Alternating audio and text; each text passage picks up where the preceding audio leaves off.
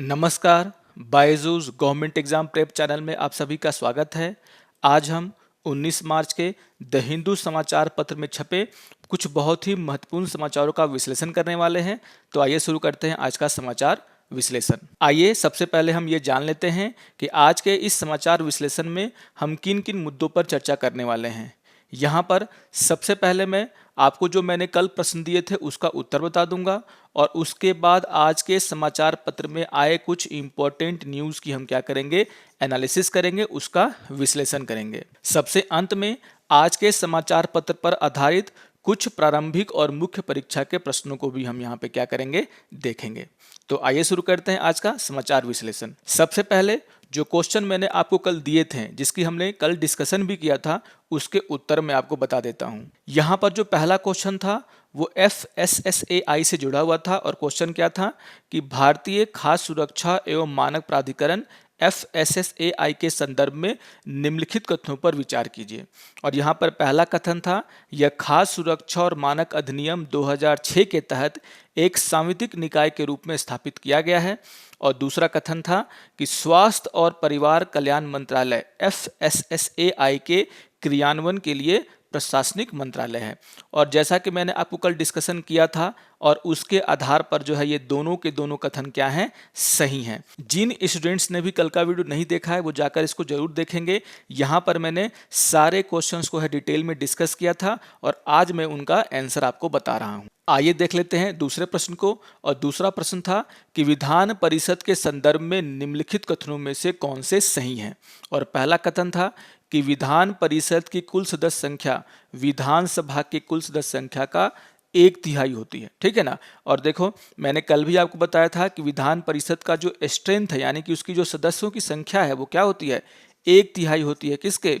विधानसभा के स्ट्रेंथ के। तो यहाँ पर यही बात कही गई है, यानी कि कथन एक क्या है आपका, सही है।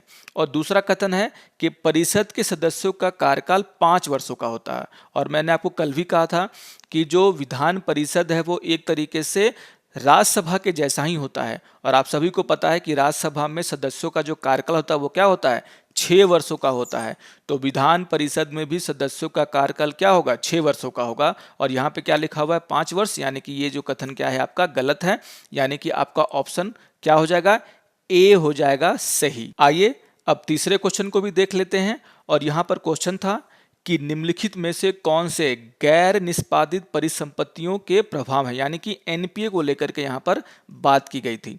और यहाँ पर कथन एक है कि अर्थव्यवस्था को प्रभावित करने वाली अन्य विकास परियोजनाओं के लिए बैंकों के पास पर्याप्त धनराशि का ना होना। और मैंने आपको एग्जाम्पल देके कल समझाया था कि अगर NPA बढ़ता है तो बैंकों के पास पैसे की क्या हो जाएगी, कमी हो जाएगी। और उनके पास जो है विकास परियोजनाओं के लिए पैसे देने के लिए जो है पैसा नहीं बचेगा। दूसरा कथन है कि लाभ सीमा बनाए रखने के लिए बैंकों को ब्याज दरों में वृद्धि करने के लिए मजबूर किया जाना। अब ऑब्वियसली अगर बैंकों के पास पैसा कम होगा तो प्रॉफिट कमाने के लिए, प्रॉफिट को मेंटेन रखने के लिए क्या करना होगा, उन्हें अपने ब्याज दरों में बढ़ोतरी करनी होगी। कल मैंने इस पर भी खुलकर चर्चा की थी। यानी कि कथन जो 2 है वो भी क्या है आपका सही है और कथन 3 भी सही है, क्योंकि ये कह रहा है कि भविष्य में निवेश में प्रतिबंध के कारण यह बेरोजगारी का कारण बन सकता है। अगर बैंकों के पास विकास परियोजनाओं में पैसे लगाने के लिए पैसा नहीं है तो यहाँ पर जो है देश का विकास रुकेगा और यहाँ पर देश में बेरोजगारी भी बढ़ेगी। यानी कि आपके तीनों कथन क्या है आपके सही हैं, यानी कि ऑप्शन नंबर डी। आइए देख लेते हैं क्वेश्चन नंबर 4 को। और क्वेश्चन नंबर 4 है कि निम्नलिखित कथनों में से कौन सा सही है। और कथन एक है, किसी सदन का मनोनीत सदस्य सदन का सदस्य रहने के अयोग्य हो जाता है यदि वह तिथि से 3 महीने की समाप्ति के बाद किसी राजनीतिक दल में शामिल हो जाता है जिस दिन उसे सदन की सदस्यता ग्रहण की थी। और यहाँ पर जो है कल मैंने आपको बताया था कि ये जो मंथ है वो क्या है, 3 महीना नहीं है, क्या है 6 महीना है। यानी कि यहाँ पर जो है इस कारण से ये कथन क्या हो जाएगा आपका, गलती हो जाएगा। और दूसरा कथन है कि दल बदल से उत्पन्न अयोग्यता से संबंधित किसी भी प्रश्न का निर्धारण सदन के पीठासीन अधिकारी द्वारा किया जाता है। पीठासीन अधिकारी का निर्णय अंतिम होता है और किसी भी अदालत में चुनौती नहीं दिया जा सकता। ठीक है, और यहाँ पर मैंने आपको बताया था कि निर्णय जो है वो कौन लेता है, पीठासीन अधिकारी लेता है, लेकिन उसका निर्णय जो है अंतिम नहीं होता है। अगर आपको लगता है कि जिस आधार पर उन्होंने ये निर्णय लिया वो गलत है, तो आप क्या कर सकते हैं, अदालत में उसके निर्णय को चुनौती दे सकते हैं। यानी कि जो है कथन 2 भी है, क्या है, गलत है, और यहाँ पर आपका ऑप्शन क्या हो जाएगा, डी। आइए अब कल जो आपको प्रीवियस ईयर के क्वेश्चन दिए गए थे उसको भी देख लेते हैं। और क्वेश्चन था कि तटीय क्षेत्रों की तुलना में महाद्वीपों के आंतरिक भाग में तापमान की वार्षिक सीमा अधिक होती है, इसके क्या कारण है। और यहाँ पर जो है आपका जो ऑप्शन ए है, यानी कि केवल 1, वो क्या है, आपका सही है। और वो क्या है कि भूमि और पानी के बीच में तापीय अंतर। ठीक है, तो ये 5 क्वेश्चन जो है हम लोगों ने कल डिस्कस किया था और आज मैंने आपको उसका उत्तर दे दिया है। आप अपने ऑप्शन से आज के दिए गए उत्तर को मिला लीजिए। आइए अब आज के समाचार पत्र में छपे कुछ महत्वपूर्ण समाचारों का विश्लेषण कर लेते हैं। और यहाँ पर जो है पेज नंबर 1 में जो एक समाचार छपा है जिसका शीर्षक है SC to hear appeal against sale of electoral bond. यानी कि जो है एक अपील की गई है इलेक्ट्रल बॉन्ड के बिक्री के खिलाफ, और उस बिक्री के जो है खिलाफ जो अपील की गई है उसकी सुनवाई के लिए जो है सुप्रीम कोर्ट क्या हो गया है, तैयार हो गया है। आइए समझ लेते हैं कि आखिर ये मामला क्या है। जैसा कि हम सभी जानते हैं कि हमारे देश में जो है अभी 5 राज्यों में चुनाव होने वाले हैं, और इसी को देखते हुए 1 अप्रैल से जो है फिर से इलेक्ट्रल बॉन्ड की बिक्री करने का फैसला लिया गया है सरकार के द्वारा। अब यहाँ पर जो है एनजीओ जिसका नाम है एसोसिएशन फॉर डेमोक्रेटिक रिफॉर्म्स, उन्होंने जो है सुप्रीम कोर्ट में एक याचिका डाली है और कहा है कि जब भी चुनाव आता है तो सरकार के द्वारा जो है ये इलेक्ट्रल बॉन्ड्स लेकर के आए जाते हैं, ताकि जो है उद्योगपतियों से पैसे जो है लिए जा सकें, उन्हें मजबूर किया जा सके कि वो क्या करें, इलेक्ट्रल बॉन्ड को खरीदें। और यहाँ पर जो है एक तरीके से मनी लॉन्ड्रिंग का मामला भी बनता है। यहाँ पर जो है इनके जो एडवोकेट हैं वो प्रशांत भूषण हैं, और उन्होंने जो है इनके तरफ से पैरवी की थी। और यहाँ पर जो है सुप्रीम कोर्ट के चीफ जस्टिस यानी कि शरद ए बोबडे जो है वो एग्री हो गए हैं, वो मान गए हैं इस मुद्दे पर जल्द से जल्द सुनवाई करने के लिए। और यहाँ पर जो है 24 मार्च को जो है इस मुद्दे पर सुनवाई होगी। यहाँ पर जो है इस एनजीओ के द्वारा कुछ बहुत ही महत्वपूर्ण बातें कही गई हैं। आइए देख लेते हैं वो कौन सी बातें हैं। यहाँ पर जो है 3 बातों का जिक्र किया गया है इस अपील में उस एनजीओ के द्वारा, और कहा गया है कि सबसे पहली बात तो ये है कि जो फाइनेंस एक्ट 2017 के तहत जिस तरीके से इस परियोजना की शुरुआत की गई, यानी कि इलेक्ट्रल बॉन्ड की शुरुआत की गई, वह यह कहता है कि यहाँ पर जो है पीपल रिप्रेजेंटेशन एक्ट 1951 के तहत जो है यह बताने की जरूरत नहीं है कि किसने जो है ये इलेक्ट्रल बॉन्ड खरीदा है और किस पार्टी को दिया है। एक तरीके से यह देश में जो है भ्रष्टाचार को क्या करेगा, बढ़ावा दे रहा है। दूसरी बात उन्होंने ये कही है कि यहाँ पर जो है इलेक्ट्रल बॉन्ड खरीदने के ऊपर कोई भी जो है रोक नहीं है, जो जितना चाहे उतना जो है यहाँ पर डोनेट कर सकता है इलेक्ट्रल बॉन्ड खरीद करके। और तीसरी महत्वपूर्ण बात यहाँ पे ये कही गई है कि जो भी इलेक्ट्रल बॉन्ड खरीदेगा, जो भी किसी पार्टी को डोनेट करेगा, ठीक है, वो पैसा जो है वो क्या होगा, इनकम टैक्स से क्या कर दिया गया है, उसको छूट मिली हुई है। इन 3 बातों का जिक्र करते हुए एनजीओ ने कहा है कि ये तीनों के तीनों बात एक तरफ इशारा करते हैं कि यहाँ पर जो है इलेक्ट्रल बॉन्ड के नाम पर जो है क्या किया जा रहा है, भ्रष्टाचार को बढ़ावा दिया जा रहा है। जो गलत तरीके से कमाए गए पैसे हैं वो एक तरीके से यहाँ पर वाइट किए जा रहे हैं। ठीक है, तो यहाँ पर ये मुद्दा जो है बहुत ही इंपॉर्टेंट है। और यहाँ पर इस बात का भी जिक्र किया गया है कि इलेक्शन कमीशन और आरबीआई के द्वारा समय समय पर सरकार को पत्र लिख करके ये बताया गया है कि ये जो इलेक्ट्रल बॉन्ड की जो शुरुआत की गई है सरकार के द्वारा वो सही नहीं है। आइए बढ़ते हैं अपने अगले समाचार की तरफ जिसका शीर्षक है India has assured Sri Lanka of support. देखिए मुद्दा क्या है कि अभी जो है यूएनएचआरसी मतलब यूनाइटेड नेशन ह्यूमन राइट जो कमीशन है उसका जो है 46 बैठक चल रहा है, कहाँ पर, जिनेवा में। और यहाँ पर जो है श्रीलंका को लेकर के भी एक प्रस्ताव है और उस प्रस्ताव पर चर्चा के बाद क्या होगी, वोटिंग होगी। और यहाँ पर जो है श्रीलंका की कोशिश ये की जा रही है कि वो ज़्यादा से ज़्यादा देशों का क्या करे, सपोर्ट अपने तरफ कर ले। और यहाँ पर जो है उन्होंने भारत से भी बात की है और यहाँ पर उनका मानना है कि भारत जो है यूएनएचआरसी में जो है क्या करेगा, श्रीलंका का सपोर्ट करेगा। यहाँ पर जो है मामला जो है ह्यूमन राइट वायलेशन का है। जैसा कि हम सभी जानते हैं कि 2009 में जो है श्रीलंका में गृह युद्ध समाप्त हुआ था। वहां पर जो है LTTE और वहां की सेना के बीच में जो है क्या चल रहा था, गृह युद्ध चल रहा था, और ये युद्ध जो है 2009 में क्या हुआ, समाप्त हुआ।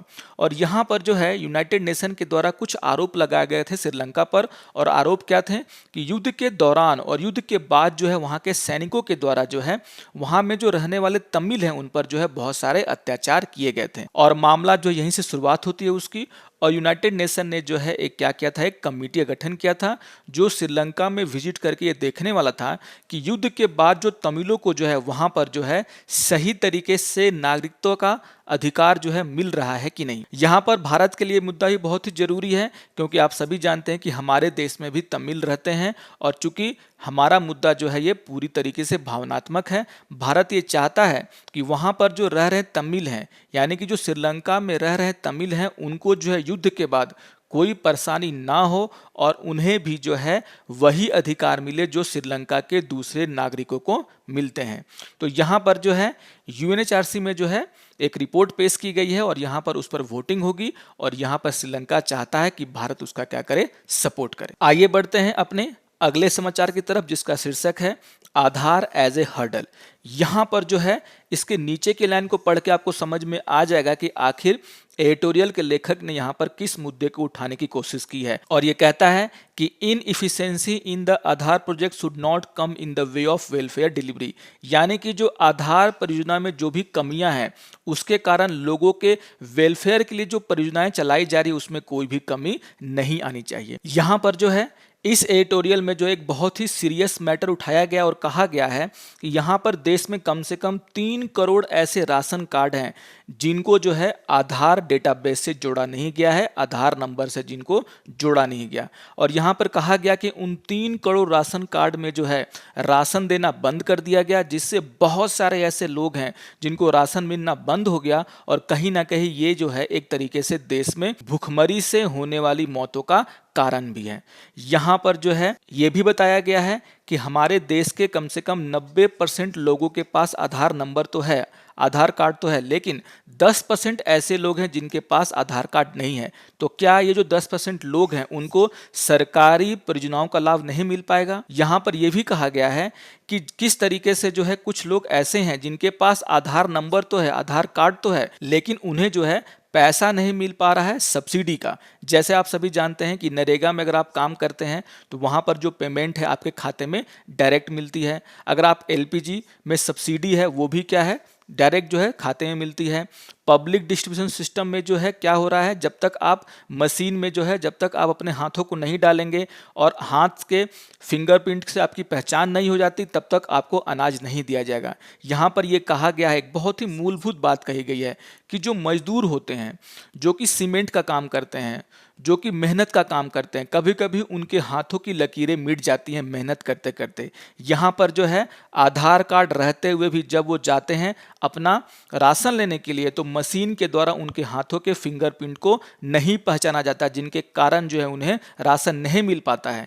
तो इस तरह की जो कमियां हैं वो किसी ना किसी तरीके से क्या कर रही हैं, इन परियोजनाओं के लाभ को जो है गरीबों तक पहुंचने नहीं दे रही हैं। यहाँ पर जो है झारखंड का भी जिक्र किया गया है और कहा गया है, जैसा कि आपने भी जाना होगा कि झारखंड में जो है बहुत सारे भुखमरी के केस सुनाई दिए थे 2017 के बाद से। यहाँ पर यह कहा गया है कि कहीं ना कहीं ये जो भुखमरी के जो केसेस हैं झारखंड में और बहुत सारे स्टेट में, वो इन्हीं सब बातों से जुड़े हुए हैं, क्योंकि बिना आधार कार्ड के जो है अब कोई भी राशन सरकार नहीं दे रही है। तो यहाँ पर एक बहुत ही इंपॉर्टेंट जो है मुद्दा उठाया गया है कि अगर बायोमेट्रिक ऑथेंटिकेशन फेल हो जाता है तो ये एक टेक्नोलॉजी का इशू है। यहाँ पर जो है जनता को सफर यानी कि जनता को परेशानी नहीं होनी चाहिए। आइए बढ़ते हैं अपने अगले समाचार की तरफ, और यहाँ उसका शीर्षक है don't stereotype women in court ruling SC tell जजेस।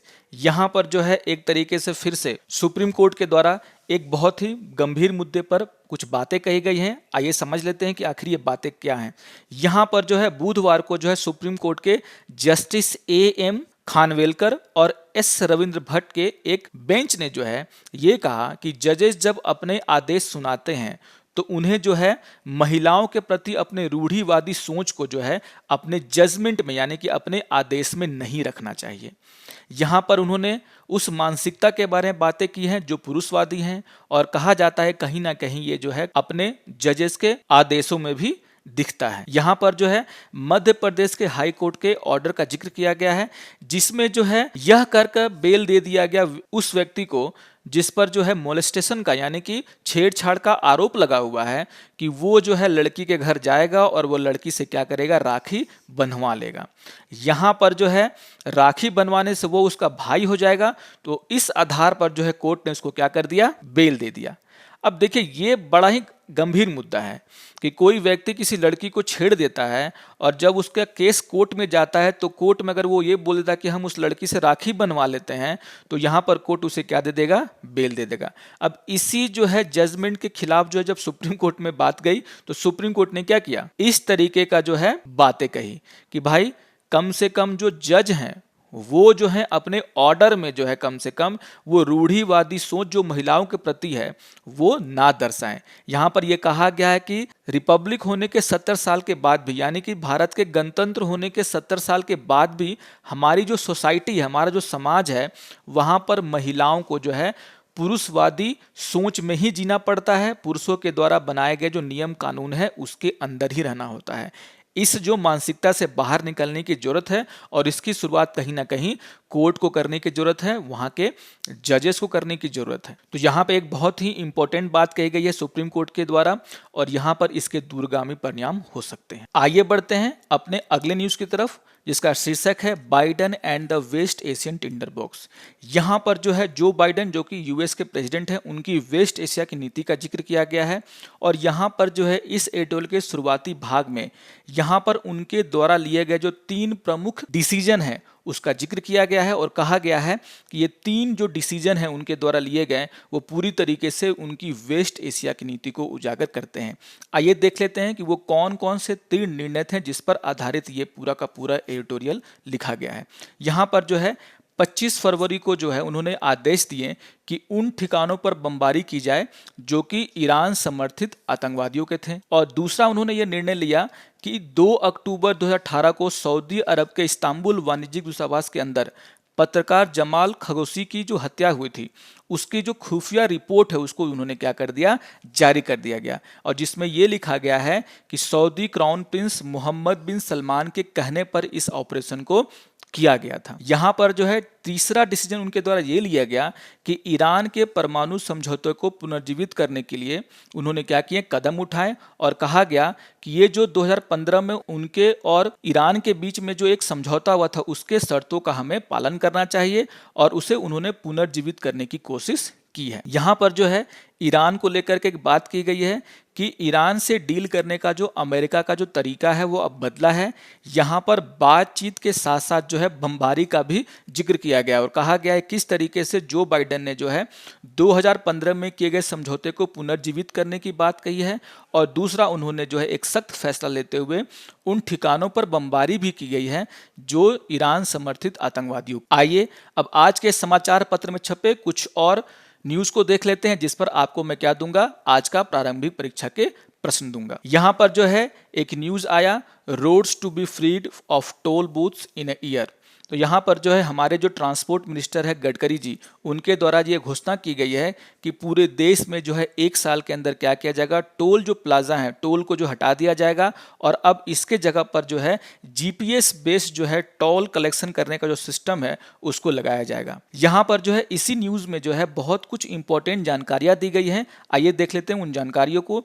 यहाँ पर कहा गया है कि सरकार जो है व्हीकल स्क्रैप पॉलिसी लेकर के आएगी, जिसका जो है अनाउंसमेंट जो है कब किया गया था, 2021-22 के बजट में किया गया था। और यहाँ पर यह कहा गया है कि भारत में जो ऑटोमोबाइल इंडस्ट्री है वो कम से कम 10 लाख करोड़ का हो जाएगा, जो कि आज का क्या है 4.5 लाख करोड़ का है। यहाँ पर यह भी बताया गया कि 2020 में जो है रोड एक्सीडेंट में मरने वालों की संख्या कोविड-19 से मरने वालों की संख्या से क्या है, ज्यादा है। यहाँ पर जो है कुछ और जो है डेटा दिया गया है सरकार के द्वारा और कहा गया है कि लगभग 93% ऐसे गाड़ियां हैं जो कि क्या कर रही हैं, फास्टैग का इस्तेमाल कर रही हैं। यहाँ पर जो है सरकार के द्वारा यह भी जानकारी दी गई है कि वो प्राइवेट गाड़ियां जो कि 20 साल से ज़्यादा पुरानी हो गई हैं और वो कॉमर्शियल गाड़ियां जिनका उम्र जो है क्या हो गया 15 साल से ज़्यादा का हो गया है, उनका क्या कराया जाएगा, फिटनेस टेस्ट कराया जाएगा। और अगर वो इस फिटनेस टेस्ट में क्या हो जाते हैं, फेल हो जाते हैं, तो उनको जो है आगे जो है रजिस्ट्रेशन नहीं दिया जाएगा और उनको क्या कर दिया गया, एंड ऑफ द लाइफ, मतलब उनका लाइफ खत्म होने का उनको सर्टिफिकेट दे दिया जाएगा। यानी कि आप इन गाड़ियों को आगे यूज नहीं कर सकते हैं।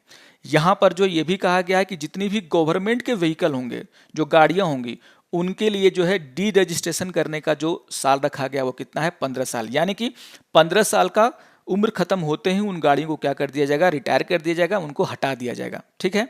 और यहाँ पर यह कहा गया है कि जो भी पॉलिसीज हैं वो 1 अप्रैल 2022 से शुरू होंगी गवर्नमेंट के लिए, और जो भी कॉमर्शियल व्हीकल के लिए जो पॉलिसीज हैं वो 1 अप्रैल 2023 से शुरू होंगी।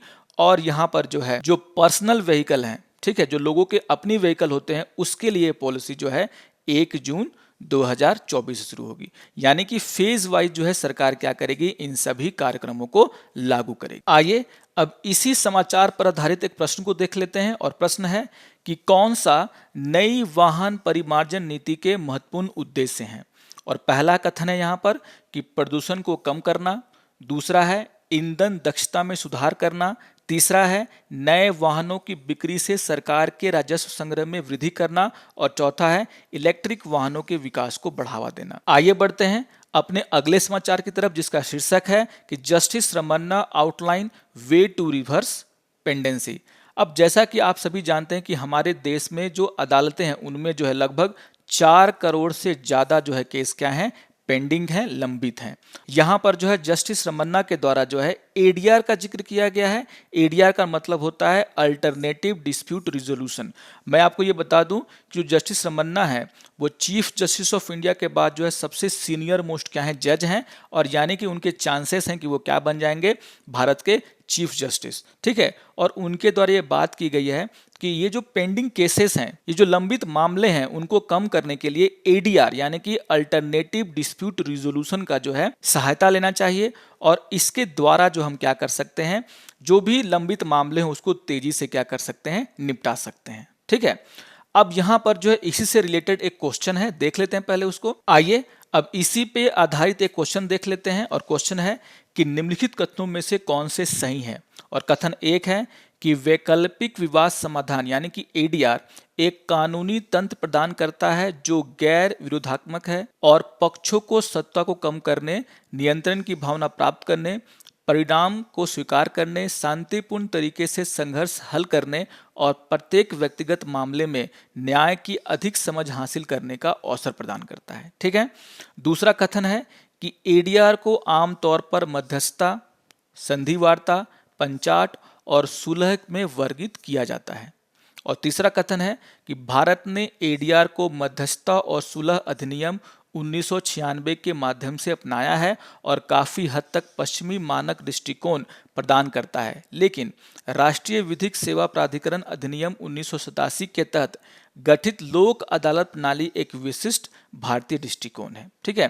तो यहाँ पर आपको 3 कथन दिए गए हैं और आपको ये बताना है कि इन 3 कथनों में से सही कौन है। मैं आपको एक छोटा सा हिंट देता हूँ कि एडीआर में जो है क्या की जाती है, मध्यस्थता की जाती है, संधि वार्ता की जाती है, किसी तरीके से दोनों पक्षों के बीच में क्या कराया जाए, संधि कराया जाए, यहाँ पर सुलह की कोशिश की जाती है। ठीक है। हमारे देश में जो है ऐसा करने के लिए जो एक तरीके से लोक अदालत की व्यवस्था की गई है। आइए बढ़ते हैं अपने अगले समाचार की तरफ, जिसका शीर्षक है कि Bihar assembly passes Lokayukta amendment bill. यानी कि बिहार सरकार के द्वारा जो है लोकायुक्त अमेंडमेंट बिल जो है वहां के असेंबली से पास कराया गया है। और क्या खास है इस बिल में, यहाँ पर यह कहा गया है कि अगर कोई व्यक्ति झूठा करप्शन का आरोप लगा रहा है किसी दूसरे पर, और जो है लोकायुक्त के द्वारा यह पता चल गया कि उस व्यक्ति ने जो झूठा आरोप लगाया था, तो जो आरोप लगाने वाले व्यक्ति है उस पर जो है क्या होगी, कार्रवाई की जाएगी। तो यहाँ पर एक तरीके से कहा गया है कि इस तरीके जो जानबूझकर के आरोप लगाए जाते हैं दूसरों पर करप्शन के, इससे जो है लोकायुक्त का समय भी बर्बाद होता है और पैसा भी बर्बाद होता है। और अगर यहाँ पर ऐसा कोई बात पता चलता है तो जिसने जो है गलत आरोप लगाए हैं उसके ऊपर क्या होगी, कार्रवाई की जाएगी। आइए अब इसी समाचार पर आधारित एक क्वेश्चन देख लेते हैं और क्वेश्चन क्या है कि निम्नलिखित कथनों में से कौन सा सही है। और यहाँ पर पहला कथन है कि लोकपाल और लोकायुक्त प्रणाली क्रमशः राष्ट्रीय और राज्य स्तर पर एक भ्रष्टाचार विरोधी लोकपाल संस्था का प्रावधान करती है। दूसरा है कि राज्यों के पास लोकायुक्त स्थापित करने की शक्ति नहीं है और उन्हें केंद्र द्वारा जारी दिशा निर्देशों की कड़ाई से पालन करना होता है। अब देखिए, देश में जो है लोकपाल भी है और लोकायुक्त भी है। लोकपाल जो है वो सेंटर में है और लोकायुक्त कहाँ है, तो राज्यों में है। तो पहला कथन आपको समझ में आ गया होगा कि वो सही है या गलत। अब यहाँ पर दूसरा कथन ये बोल रहा है कि राज्यों के पास लोकायुक्त स्थापित करने की शक्ति नहीं है। और मैंने अभी आपको कहा कि लोकायुक्त जो प्रणाली है वो किससे जुड़ी हुई है, राज्यों से जुड़ी हुई है। और यहाँ पर जो है बिहार सरकार के द्वारा जो है लोकायुक्त को लेकर के ही एक अमेंडमेंट क्या किया गया है, पास किया गया है। तो आपको समझ में आ रहा होगा कि कथन 2 जो है वो सही है या गलत। ठीक है, तो आपको जो है बढ़ते हैं अपने अगले समाचार की तरफ, और जिसका शीर्षक है कि Rajya Sabha passes bill to raise FDI limit in insurance sector. यानी कि राज्यसभा के द्वारा जो है फॉरेन डायरेक्ट इन्वेस्टमेंट को बढ़ाने का जो एक विधेयक था उसको क्या कर दिया गया, पास कर दिया गया। तो यहाँ पर जो है इंश्योरेंस सेक्टर में जो सरकार ने क्या किया है, फॉरेन डायरेक्ट लिमिट को बढ़ाया है। और अभी जो है ये लिमिट जो है 49 से बढ़ाकर कितनी कर दी गई है, 74%। आइए अब इसी पर आधारित एक क्वेश्चन देख लेते हैं कि निम्नलिखित कथनों में से कौन सा सही है। पहला है कि भारत बीमा क्षेत्र में किसी भी प्रकार की एफडीआई की अनुमति नहीं देता है। और दूसरा है कि बीमा संशोधन विधेयक 2021 में बीमा क्षेत्र में 74% तक एफडीआई की अनुमति देने का प्रस्ताव किया गया है। तो सबसे पहली बात है कि एफडीआई है यहाँ पर, ठीक है, अनुमति है एफडीआई की। और यहाँ पर जो है एफडीआई को जो है क्या किया गया है, 49% से क्या किया गया है, 74% किया गया है बढ़ा करके। ठीक है, तो यहाँ पर आपको समझ में आ गया होगा कि ये दोनों कथनों में से कौन से सही हैं। आइए अब एक प्रीवियस ईयर क्वेश्चन देख लेते हैं, और क्वेश्चन है कि निम्नलिखित में से किन देशों की सीमा भूमध्य सागर से लगती है। पहला है जॉर्डन, दूसरा है इराक, तीसरा है लेबनान और चौथा है सीरिया। तो आपको ये बताने हैं कि यहाँ पर जो है कौन से देश हैं जिनकी सीमा जो है भूमध्य सागर से लगती है, और आपके ऑप्शन यहाँ पर दिए हुए हैं। आइए अब कुछ मुख्य परीक्षा के अभ्यास प्रश्न को देख लेते हैं। और पहला क्वेश्चन है कि आधार परियोजना की कमियां कल्याणकारी परियोजना के रास्ते में नहीं आनी चाहिए, चर्चा करें। जैसा कि मैंने आपसे एक एडिटोरियल की चर्चा किया और वहां पर हमने बातें की कि किस तरीके से आधार में जो कमियां हैं उसके कारण जो है देश में कुछ लोगों की भूखमरी से मौत भी हुई है। बहुत सारे लोगों के पास आधार नंबर होते हुए, आधार कार्ड होते हुए भी वो क्या करते हैं, भारत सरकार की परियोजना का लाभ नहीं उठा पाते।